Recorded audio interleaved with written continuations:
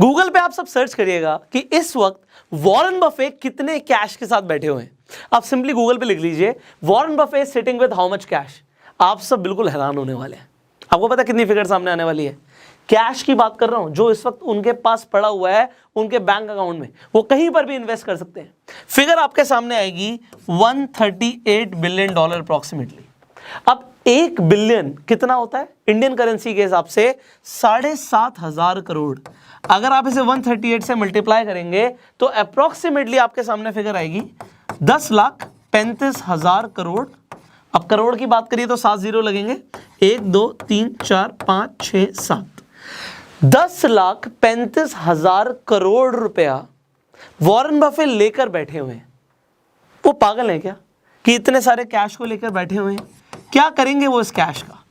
कहां पर लगाना है उन्हें? बड़ा सवाल है। आज का टॉपिक क्या है कि क्या स्टॉक मार्केट क्रैश करने वाली है?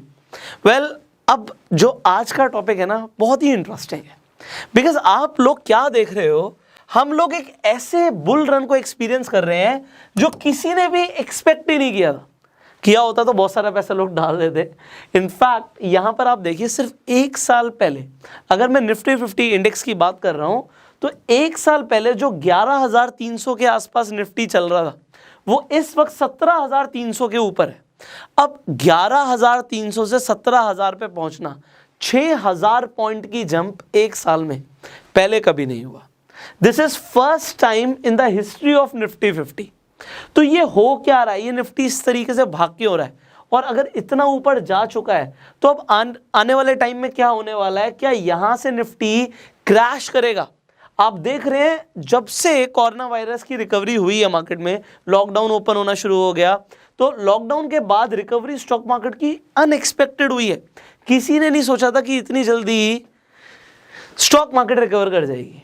बट अब आपको क्या लग रहा होगा कि सर ये इसलिए है क्योंकि जब लॉकडाउन हुआ लोग घर पर थे। क्योंकि लोग घर पर थे, उनके पास ज़्यादा कुछ करने के लिए था नहीं, तो बहुत सारे ऐसे लोग हैं जो अब नए नए निवेशक बने हैं, इन्वेस्टर बने हैं, और वो स्टॉक मार्केट में पैसा लगा रहे हैं, अपने डीमेट अकाउंट्स खोल रहे हैं। और क्योंकि वो पैसा लगा रहे हैं लगातार, तो रिटेल कैटेगरी में बहुत ज़्यादा लोग बड़े हैं, लोगों ने स्टॉक मार्केट में पैसा डाला है। इसलिए स्टॉक मार्केट में ऑलमोस्ट सारी कंपनीज में आप देखेंगे ट्रेमेंडस ग्रोथ आई है। तो पैसा लोगों का लग रहा है, इसलिए शेयर्स के प्राइस ऊपर भाग रहे हैं, और हमारी चाहे इंडेक्स की वैल्यू लें, आप निफ्टी लें, चाहे सेंसेक्स लें, सब ऊपर भाग रहा है। अब ये आपका एक वैलिड रीजन हो सकता है, एक वैलिड रीजन हो सकता है।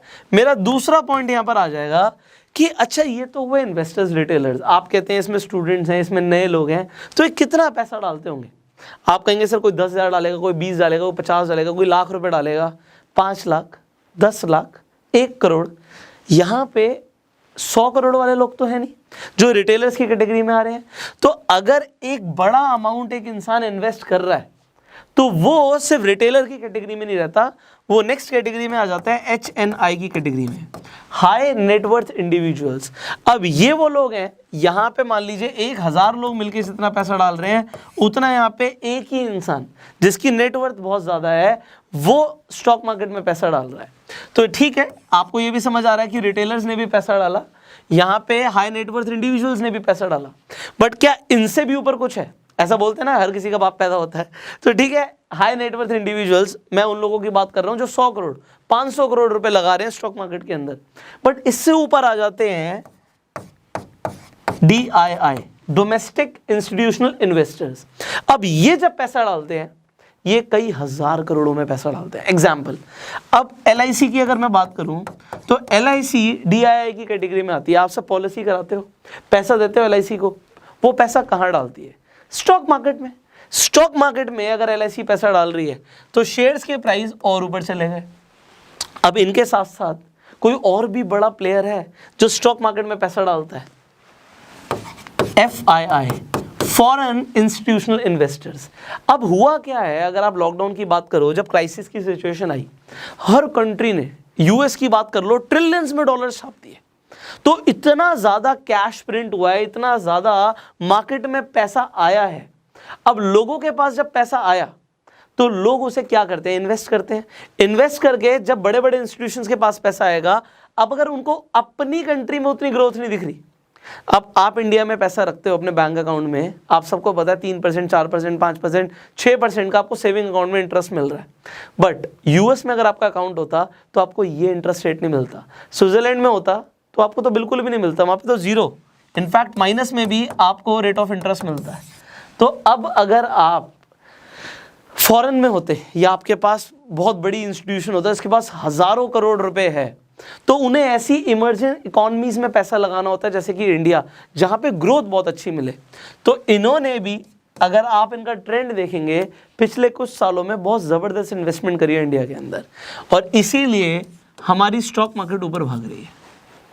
अब मैंने आपको चारों रीजंस बता दिए कि यहाँ पे रिटेलर्स पैसा डाल रहे हैं, HNI पैसा डाल रहे हैं, DII पैसा डाल रहे हैं, FII पैसा डाल रहे हैं, बट कभी तो लोग प्रॉफिट बुक करेंगे, दैट्स द थिंग। अब प्रॉफिट देखो, ऐसा नहीं है कभी तो बुक होगा, ऐसा नहीं होता कि एक ही बार में प्रॉफिट बुक हो गया। अब इसका मतलब क्या होता है कि जब FII अपना पैसा बाहर निकालते हैं, तब DII एंट्री कर देते हैं, वो पैसा डाल देते हैं। तो यहाँ पे चलता रहता है, पैसा रोज स्टॉक मार्केट से निकलता है, रोज स्टॉक मार्केट में पैसा डल रहा है, बट इनफैक्ट पैसा डल ज़्यादा रहा है क्योंकि और ज़्यादा अपॉर्चुनिटीज़ अब लोगों के पास नहीं है। बैंक्स ने जो रेट ऑफ इंटरेस्ट आपको मिलता है वो कम कर दिया, और क्योंकि आपको बैंक में पड़े हुए पैसे पे कोई इंटरेस्ट नहीं मिल रहा और इन्फ्लेशन आ रहा है, लोग स्टॉक मार्केट की तरफ inclined and everybody is inclined. But क्या ये बबल है? A big question. सो आज मैं आपको कुछ ऐसे इंडिकेटर्स के थ्रू समझाने की कोशिश करूंगा कि आपको कंप्लीट पिक्चर सामने आ जाए कि क्या स्टॉक मार्केट इस वक्त बबल है, क्या ये फटने वाला है, गिरेगा तो कितना गिरेगा, अगर पैसा डूबा, और पहले ऐसा हुआ है क्या कि जब स्टॉक मार्केट डूबी थी 2008 में, जब क्रैश आया था, तो वो क्रैश किन फैक्टर्स, किन इंडिकेटर्स के ऊपर आया था? You are going to just learn that. इसके साथ साथ मैं आपको एक और इन्फॉर्मेशन देना चाहता हूं। हमने पहले फिनिटी की भी बात करी हुई है। फिनिटी एक ऐसा प्लेटफॉर्म है जहां पे आप पैसिव म्यूचुअल फंड्स में इन्वेस्ट कर सकते हो। अब वो आपको अर्ली एक्सेस वेट लिस्ट में आने का मौका दे रहे हैं अपने फिनिटी ब्रोकिंग प्लेटफॉर्म पे। अब इसका फायदा क्या होगा कि आप अगर डीमेट अकाउंट खुलवाते हैं फिनिटी पे तो आपको कोई चार्जेस नहीं लगेंगे। दूसरी चीज, कोई आपको AMC नहीं चार्ज करी जाएगी पूरे साल के लिए। और तीसरी चीज, आपको 3 महीने की ब्रोकरेज फ्री ऑफ कॉस्ट रहेगी, आपको कोई ब्रोकरेज नहीं लगेगी। तो अगर आप उनकी अर्ली एक्सेस वेट लिस्ट का पार्ट बनना चाहते हैं, डिस्क्रिप्शन कमेंट बॉक्स में मैंने लिंक डाल दिया है, तो उस पर जाके आप अपनी सिंपली डिटेल्स डाल सकते हैं। एंड आप अगर अर्ली एक्सेस वेट लिस्ट में आ गए, तभी आप यहां पर ये फीचर्स का फायदा उठा पाएंगे कि AMC नहीं है, चार्जेस नहीं है अकाउंट ओपनिंग के, और तीसरी चीज मैंने आपको बताई कि ब्रोकरेज नहीं है 3 महीने के लिए। सो डिस्क्रिप्शन कमेंट बॉक्स में लिंक है, और हम सीधा बढ़ते हैं इंडिकेटर्स की तरफ। अब हम जब इंडिकेटर्स की बात कर रहे हैं तो नंबर 1 इंडिकेटर है वॉरेन बफे इंडिकेटर। अब वॉरेन बफे इंडिकेटर क्या होता है, ये क्या कहता है? वॉरेन बफे इंडिकेटर बड़ा सिंपल सा एक इंडिकेटर है जो आपको बता देता है कि स्टॉक मार्केट ओवर वैल्यूड है या नहीं है। अब ये इंडिकेटर इंडिया में काम करता है नहीं करता है, इस पे आर्ग्यूमेंट्स बहुत ज़्यादा हैं, बट फिर भी मैं आपको समझाऊंगा कि होता क्या है, ये चलता कैसे है। इसका मतलब ये है कि मार्केट कैप जो भी है पूरे, अगर हम बात करें स्टॉक मार्केट की, जो मार्केट कैपिटलाइजेशन है उसे हम कंपेयर करते हैं GDP से, हमारे इंडिया की GDP से। तो अगर स्टॉक मार्केट की मार्केट कैप 75% से ऊपर बढ़ जाती है, मतलब अगर हम बात कर रहे हैं कि जो मार्केट कैप है वो GDP का 75% से ऊपर हो गया, तो मार्केट ओवर वैल्यूड की कैटेगरी में आ जाती है। अगर हम अभी 2021 का लेटेस्ट डेटा देखें तो मार्केट 104% पे है, और जब 2008 का क्रैश आया था तो मार्केट 103% पे थी। तो अगर आप 2008 से कंपेयर करेंगे तो आपको भी दिख रहा है कि मार्केट वॉरेन बफे इंडिकेटर के हिसाब से अभी ओवर प्राइज्ड जोन में है। तो यहां पे एक रेशियो आपने समझा, एक चीज आपको समझ आई, एक इंडिकेटर के बारे में समझ आया।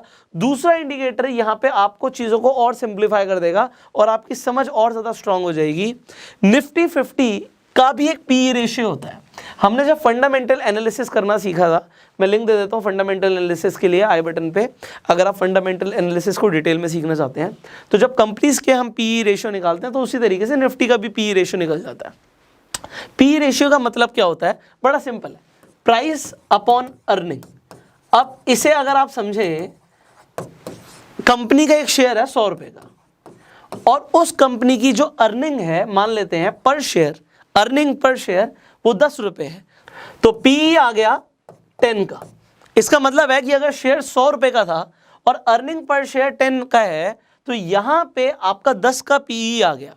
अब अगर हम निफ्टी 50 के पी की बात करते हैं, निफ्टी 50 की एक कंपनी की बात कर लेते हैं। सबसे पहले मैं आपको समझाऊं निफ्टी 50 क्या है। आपको समझ आता है कि 50 कंपनियां जो इंडिया की आपकी एनएसई के ऊपर लिस्टेड हैं, उनका एक इंडेक्स बना दिया जिससे आपको पता लगता है कि मार्केट ऊपर जा रही है नीचे जा रही है। तो एग्जांपल के लिए निफ्टी 50 की एक कंपनी रिलायंस की हम बात करते हैं। अगर आप इस वक्त रिलायंस का प्राइस देखोगे अपॉन उसकी अर्निंग पर शेयर आ जाएगी, तो आपको दिखेगा जो यहाँ पे रिलायंस का जो पीई है वो 30 से ऊपर का है। अब एक कंपनी का 30 से ऊपर का अगर उसका पीई जा रहा है, तो हम यहाँ पर बहुत सारे फैक्टर्स ले आते हैं कि भैया उसका सेक्टर क्या है। ऐसे तो पिडिलाइट का पीई बहुत ज़्यादा है, हम आईटीसी का पीई की बात करेंगे तो वो अभी कम है, इंट्रिंसिक वैल्यू से नीचे शेयर मिल रहा है। सो यहाँ पे हम कंपनीज को तो कंपेयर करते हैं, बट हम जब निफ्टी 50 की बात कर रहे हैं तो हम एवरेज देखते हैं। अब यहाँ पे एवरेज क्या देख रहे हैं, एवरेज ये है कि जो निफ्टी का जो पीई चलता है वो तकरीबन 20 रुपए के आसपास चलता है, बट जब वो 25 से 30 की कैटेगरी में आ जाता है तो वो एक्सट्रीमली एक्सपेंसिव की कैटेगरी में आ जाता है। 20 से 25 वो एक्सपेंसिव है, 15 से 20 एवरेज है, 12 से 15 इनएक्सपेंसिव है, और अगर वो 12 से नीचे आ जाता है तो बहुत रेयर सिनेरियो में होता है, पिछले 21 सालों में तो हुआ नहीं है, तो ये तो बहुत ही चीप है। अब इसका मतलब क्या है कि अगर आपको निफ्टी दिख रहा है, हम बिलो 12 की बात नहीं करते, जाता ही नहीं है, 12 से 15 की बात करें इनएक्सपेंसिव है, आपको खरीदना चाहिए और ग्रीडीली खरीदना चाहिए। आपको यहाँ पे निफ्टी 50 के अंदर और जो उन कंपनीज के अंदर स्टॉक मार्केट में लिस्टेड हैं उनमें इन्वेस्टमेंट करनी चाहिए, क्योंकि इस वक्त आपको इनएक्सपेंसिव रेट पे चीज़ें मिल रही हैं, स्टॉक के प्राइस मिल रहे हैं। अगर आप 15 से 20 कंपेयर कर रहे हो तो एवरेज है, आप अभी भी खरीद सकते हो, अच्छी कंपनीज में अभी भी इन्वेस्टमेंट कर सकते हो और आप होल्ड कर सकते हो जो आपकी एग्जिस्टिंग इन्वेस्टमेंट्स हैं। जब यहाँ पे पी निफ्टी का 20 से 25 के बीच में आ जाता है तो आइडियली आपको प्रॉफिट्स बुक करना शुरू कर देना चाहिए और अपना पैसा डेट में या कैश में कन्वर्ट करना शुरू कर देना चाहिए। और 25 से 30 पे तो it is a time to book profits and फिर वेट करो कि मार्केट दोबारा से जब उसका पीई कम आए तो हम री एंटर करें। तो ये आपको एक मैंने एवरेज समरी तो बताई है, बट अब अगर आप यहाँ पर देखना चाहते हैं 1999 से लेकर अभी तक हमारा पी रेशियो निफ्टी का किस तरीके से रहा है, तो आप टोटल देख सकते हो। यहाँ पे ऑलरेडी जो रेड के अंदर है वो एक्सट्रीमली एक्सपेंसिव है, हमने बताया 25 से ऊपर एक्सट्रीमली एक्सपेंसिव, 20 से 25 आपको समझ आ रहा है कि मार्केट एक एक्सपेंसिव जोन में है। यहाँ पे एवरेज आगे 15 से 20 में फेयरली प्राइस्ड, और येलो तो बड़ा चीप है। तो येलो कब आया था, ये येलो तब आया था जब 2008 में क्रैश आया था उसके बाद, बट अभी जो हमारा कोरोना वायरस के टाइम पे जो क्रैश हुआ था तो उससे मार्केट बहुत ज़्यादा इफेक्ट नहीं हुई, एक्सट्रीमली एक्सपेंसिव से वो एक्सपेंसिव पे रही है। तो यहाँ पर आप देखिए 2018 से अगर कोई इंसान सिर्फ यही देख रहा होता, अब यहाँ पे एक दूसरी चीज़ भी दिखाता हूँ, एक दूसरे परसेप्शन पे आ जाते हैं लोग। 2017-18 से वेट कर रहे हैं, ऑलमोस्ट 17-18 से वेट कर रहे हैं कि मार्केट अब एक्सपेंसिव हो गई है, अब एक्सट्रीमली एक्सपेंसिव हो गई है, अब टूटेगा, अब क्रैश होगा, अब टूटेगा, अब क्रैश होगा। तो उन्होंने कितनी बड़ी अपॉर्चुनिटी मिस कर दी, क्योंकि 2017 से 2021 तक मार्केट ऊपर ही बढ़ती जा रही है। तो ये लोग सिर्फ देख रहे हैं, अरे कब टूटेगी, कब टूटेगी, कब टूटेगी, और मार्केट ने एक अनएक्सपेक्टेड बुल रन दिया। अब ये अभी तक अगर आप देखोगे 1999 से अभी तक ऐसा नहीं हुआ। क्यों? क्योंकि इससे पहले जब 2008 में मार्केट का जो पीई था वो ऑलमोस्ट 28 के आसपास था, तब मार्केट क्रैश कर गई थी। बट अब यहाँ पे अगर हम पीई की बात कर रहे हैं तो पीई तो भैया 40 से ऊपर भी गया। अभी अगर मैं पिछले कुछ महीनों की बात करूं तो 40 से ऊपर पीई था, बट फिर भी मार्केट क्रैश नहीं करी। अब वो क्यों नहीं करी, तो यहाँ पे एक बड़ा अच्छा आर्गुमेंट आता है कि भैया आप बात करते हो पीई की, तो ये प्राइस अपॉन अर्निंग है। अब क्योंकि कोरोना वायरस की सिचुएशन जो आई थी ये अनएक्सपेक्टेड थी, एक ऐसा इवेंट था जिसमें कंपनीज की अर्निंग्स इफेक्ट हुई हैं, बट लोगों को ये नहीं लगा कि कंपनी डूब जाएगी। पैसा कुछ टाइम के लिए कंपनीज के पास कम आ रहा है, दोबारा से आना शुरू हो जाएगा। तो स्टॉक मार्केट में जब एक बार स्टॉक लिस्ट हो जाता है तो लोग डिसाइड करते हैं कि डिमांड और सप्लाई कैसी है। तो यहाँ पे लोगों ने एक परसेप्शन रखा कि फ्यूचर अच्छा होगा, और इस वजह से ऐसा नहीं हुआ कि मार्केट दोबारा से क्रैश करी। अर्निंग कम आ रही है, अर्निंग दोबारा से स्टेबल हो गई। तो जहां पे 40 का हमारा निफ्टी पी चला गया था वो उससे कम होकर 27-28 पे दोबारा आ गया, क्योंकि अर्निंग्स दोबारा से रिकवर हो गई। अर्निंग रिकवर हो गई तो यहाँ पे डिनोमिनेटर अगर चेंज हो जाएगा तो ओवरऑल वैल्यू चेंज हो जाएगी।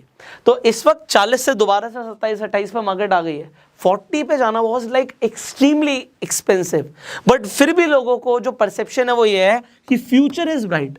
और हम शेयर मार्केट में जब इन्वेस्ट करते हैं तो हम कंपनीज का फ्यूचर देख के इन्वेस्ट करते हैं कि फ्यूचर कैसा होगा, राइट। अब हम आगे बढ़ते हैं, let's talk about another indicator. यहाँ पर हम प्राइस टू बुक वैल्यू भी ले लेते हैं। अब ये बड़ा इंपॉर्टेंट है। अब इसका मतलब क्या है जरा समझते हैं। मैं पहले आपको बुक वैल्यू समझा देता हूँ कि कैसे निकलती है। मान लेते हैं कंपनी है, एबीसी कंपनी है, उसके पास जी 10 करोड़ की फैक्ट्री है जिसके अंदर मशीनें वगैरह सब हैं। तो उस फैक्ट्री की और उसकी जितनी भी हमारे पास एसेट्स आ गए उसकी वैल्यू हमने 10 करोड़ रुपए मान ली, और उस कंपनी के ऊपर 2 करोड़ का कर्जा है। तो हमने एसेट्स माइनस लाइबिलिटीज कर दिया है, तो हमारे पास 8 करोड़ रुपए आ गया, जो कि हो गई इसकी बुक वैल्यू। अब हम बात करते हैं कि कंपनी के शेयर्स भी है मार्केट में, और कंपनी का जो मार्केट कैप है वो है 16 करोड़। तो 16 को हम डिवाइड कर देंगे 8 से, तो हमारे पास क्या आ जाएगा, हमारे पास आ जाएगा प्राइस टू बुक वैल्यू, जो कि आ गया 2 का। अब अगर हम निफ्टी की बात करें तो निफ्टी का जो एवरेज है वो 3.5 के आसपास है। 3.5 के आसपास निफ्टी का जो प्राइस है टू बुक वैल्यू रहता है। बट अगर हम यहाँ पर देखें, एक ग्राफ मैं आपको दिखा रहा हूँ, 2008 में जब मार्केट क्रैश आया था तो बुक वैल्यू 6.5 के आसपास चली गई थी। मतलब लोग क्रेजी हो गए थे। देखो बुक वैल्यू का मतलब क्या कि अगर मान लेते हैं वर्स्ट केस सिनेरियो में कंपनी डूब गई तो आपको क्या मिलेगा, उसकी जो एसेट्स है अगर मार्केट में हम निकालेंगे भी तो आपके हाथ में आएगा क्या। अगर उसके पास एसेट्स है ही नहीं, आप बुक वैल्यू उसकी कुछ है नहीं और आप पैसा देने के लिए रेडी हो, तो आप समझो यहाँ पे 6.5 वाज एक्सट्रीमली एक्सपेंसिव। और उसके बाद मार्केट क्रैश आया, आप देख सकते हो 2008 में। अब यहाँ पर अगर हम बात करें अभी हम करंट मार्केट की, तो क्या चल रहा है कि जो बुक वैल्यू है वो 4 से ऊपर है, और 4 से ऊपर एक्सपेंसिव की कैटेगरी में आता है। तो मतलब greater than 4 is extremely expensive. इसका मतलब क्या है कि investor should book profit ideal situation में। इसके साथ साथ अगर आप फेयरली प्राइस की बात करो तो 2.75 से लेकर 3.5 तक, तो मैंने आपको बताया आइडली 3-3.5 तक तो निफ्टी 50 का आपका प्राइस टू बुक वैल्यू रहेगा, और लेस देन 2 है, खरीदो जितना खरीद सकते हो। अब यहाँ पे मैंने आपके साथ 3 इंडिकेटर शेयर करे हैं, मैं आपको तीनों के बारे में बता देता हूँ। अभी हमने सबसे पहले बात करी थी वॉरेन बफे इंडिकेटर की। तो वॉरेन बफे इंडिकेटर का मतलब क्या था, मैंने आपको बताया कि वॉरेन बफे कहते हैं कि भैया आप ये देख लो कि मार्केट कैप क्या है और उसे आप कंपेयर कर लो जीडीपी से। तो अगर वो 75% से ऊपर है आपकी मार्केट कैप आपकी जीडीपी का, तो ये एक डर की बात है। बट मैं आपको बताऊं, आप जब इंडिया की 104 की बात कर रहे हो, गूगल करना और नीचे कमेंट करना कि यूएस का मार्केट कैप यूएस की जीडीपी का कितना % है, आपकी आंखें खुल जाएंगी। मैं नहीं बताऊंगा, आपको नीचे कमेंट करना है, क्योंकि कुछ तो होमवर्क देना चाहिए आपको, आप भी रिसर्च करो। दूसरी चीज हमने बात करी थी निफ्टी 50 के पीई की। हमने बात करी कि जब पीई 25 से ऊपर होता है तो वो एक्सट्रीमली एक्सपेंसिव की कैटेगरी में होता है, जो कि अभी है। और तीसरी हमने बात करी, और इसकी इंफॉर्मेशन अब आपको कहां से मिलेगी भैया, सिंपली गूगल कर लो, आप एनएससी इंडिया की वेबसाइट पर भी जाके इंफॉर्मेशन निकाल सकते हो। सो सब कुछ अवेलेबल है इंटरनेट पे आज की डेट में। तीसरी चीज हमने बात करी थी निफ्टी के book value, price to book value की। अब प्राइस टू बुक वैल्यू हमने बता दिया, अगर 3.5 से ऊपर है, इनफैक्ट 4 से ऊपर है, तो वो एक्सट्रीमली एक्सपेंसिव की कैटेगरी में है, और अभी 4 से ऊपर है। अगर वो 3-3.5 तक होता तो हम मान सकते थे कि चलो मॉडरेट है, but now it is extremely high. ये अब हमें समझ आ रहा है कि मार्केट इज ओवर वैल्यूड। तो कोई बोले नहीं नहीं ये तो जेन्युइन है भैया, मार्केट ओवर वैल्यूड है। बट अगर मार्केट को क्रैश होना है तो ये किसके ऊपर डिपेंड करता है, आपको सबसे पहले जाना पड़ेगा। जब हमने बात करी थी, आपको याद है हमने किसकी बात करी थी, हमने बात करी थी कि मार्केट में कौन कौन है। हमने बात करी थी कि मार्केट में रिटेलर्स हैं, हमने बात करी थी मार्केट में एचएनआई हैं, हमने बात करी थी मार्केट में डीआई हैं, और हमने बात करी थी मार्केट में एफआई हैं। मार्केट अगर क्रैश होगी तो इन दोनों की वजह से होगी। जब डीआई और एफआई अगर पैसा निकाल लेंगे मार्केट से, तो अगर इन्होंने पैसा निकाला then you can expect a crash. अगर इन्होंने पैसा निकाला तो रिटेलर्स और एचएनआई की बैंड बज सकती है, और ऐसा ही होता है जनरली, ऐसा होता है। बट ऐसा नहीं है कि मैं ये बोल सकता हूँ कि ये होने ही वाला है। Because we can not say anything, nobody can predict. किसी के चाचा नहीं बता सकते कि कल स्टॉक मार्केट क्रैश कर जाएगी, हो सकता है बहुत ऊपर जाए। अभी बीच में जब आरबीआई ने थोड़ा सा एक वार्निंग सी दी थी, वो इन्हीं इंडिकेटर्स के ऊपर दी थी कि भैया दिख रहा है कि पी, अगर आप निफ्टी 50 की बात करो तो बहुत हाई जा रहा है, मार्केट ओवर वैल्यूड जोन में, and it could be a bubble. But then अगर आपको याद हो तो मैंने बताया था कि अगर हम टेक्निकल्स देखें, हम और भी फैक्टर्स को एनालाइज करें, तो ऐसा नहीं है कि मार्केट क्रैश होने वाली है। मैंने वीडियो बनाई हुई थी, आई बटन पे लिंक है, आप जाके देख सकते हो। और मैंने आपको बताया था कि मार्केट यहाँ से ऊपर ही जाएगी। अगर आप मेरे से पूछें कि आने वाले टाइम में where I think market is going, so अभी बुल रन कंटिन्यू है। इट इज़ नॉट लाइक कि bull run is going to end very soon, but yes, nobody can predict it. मतलब मेरी प्रेडिक्शन क्या, किसी की प्रेडिक्शन सही या गलत दोनों हो सकती हैं। सो अभी बुल रन चल रहा है। अब आपको करना क्या चाहिए? अब सबसे बड़ा सवाल है, ये सबसे बड़ा सवाल है कि अगर 2008 की हम बात करें सर, 2008 में 9 महीने के अंदर, 9 मंथ्स के अंदर जब मार्केट क्रैश हुई थी तो 60% क्रैश कर गई थी, 60%। इसका मतलब ये कि किसी ने अगर 1 लाख रुपए डाला था स्टॉक मार्केट में तो वो 40,000 रुपए रह गया था, and it was a big crash. तो अगर 10% से ऊपर स्टॉक मार्केट टूट जाती है तो हम कहते हैं जी ये बियर मार्केट शुरू हो गई है, बट अभी तो 10% से ज़्यादा से भाग रही है, तो फिर क्या है, बुल मार्केट चल रही है। तो अभी ट्रेंड इज़ योर फ्रेंड, तो अभी ट्रेंड तो ऊपर ही चल रहा है। दूसरी चीज़ हम बात कर रहे हैं कि अगर मार्केट टूटी तो आपका नुकसान डेफिनेटली हो सकता है। तो आप यहाँ पर क्या कर सकते हो, let me give you a very fair advice. आपको पता है वॉरेन बफे के गुरु कौन है? आप इसे भी नेट पे डाल सकते हो। तो बेंजामिन ग्राम है वॉरेन बफे के गुरु, ऐसा वॉरेन बफे खुद कहते हैं। तो बेंजामिन ग्राम का एक पी रेशियो का एक फॉर्मूला है, और वो पी रेशियो के हिसाब से वो बताते हैं कि आपको क्या करना चाहिए। वो कहते हैं अगर 25 से ऊपर पीई चल रहा है तो आप अपनी 75% इन्वेस्टमेंट को डेट में पार्क करो और 25% इन्वेस्टमेंट को इक्विटी में पार्क करो। अगर 20 से 25 के बीच में चल रहा है तो 50% इक्विटी, इक्विटी मतलब शेयर्स आपको पता ही है, और 50% इन डेट। और अगर 20 से कम है, लेस देन 20 है, बिलो 20 है, तो आपको क्या करना चाहिए? आपको 75% इक्विटी में रखना चाहिए और 25% डेट में रखना चाहिए। अच्छा, यहाँ पे कहीं पे लिखा है कि बैंक में रखना चाहिए? एनीवेज, इसका मतलब ये है कि अगर आपको अभी 25% से ऊपर लग रहा है, आपको रिस्की लग रही है मार्केट, तो you can have 25% in equity and 75% in debt. अब अगर मार्केट क्रैश हुई तो मुझे नहीं पता आप लोग क्या करोगे, मैं क्या करूँगा मैं बता देता हूँ। ऑलरेडी मेरी अच्छी खासी इन्वेस्टमेंट स्टॉक मार्केट में है, क्योंकि पैसा कहाँ लगाओगे आप, but still I am sitting with a good cash also.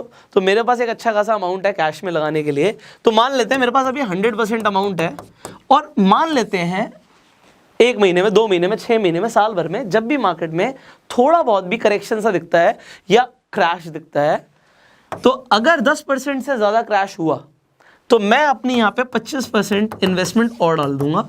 और इनफैक्ट मैंने एक टेलीग्राम ग्रुप भी बनाया, उसका लिंक मैं नीचे डाल देता हूँ। तो जो भी मैं इन्वेस्टमेंट्स कर रहा हूँ तो उस पर मैं आपको इन्फॉर्म ज़रूर करूँगा कि where I am investing, so you can actually analyse. मैं नहीं कहता कि मैं आपको कोई एडवाइस दे रहा हूँ, जो मैं कर रहा हूँ वो मैं आपको ज़रूर दिखा दूंगा। So you will have an idea, ठीक है? आपको थोड़ा सा स्टॉक मार्केट का टेस्ट आना शुरू हो जाएगा। सो you can join that Telegram group. अगर मार्केट फर्दर और टूटती है, मान लो 10% और टूट गई, मैं 25% और लगा दूंगा। मान लो 10% और टूट गई तो मैं 25% और लगा दूंगा।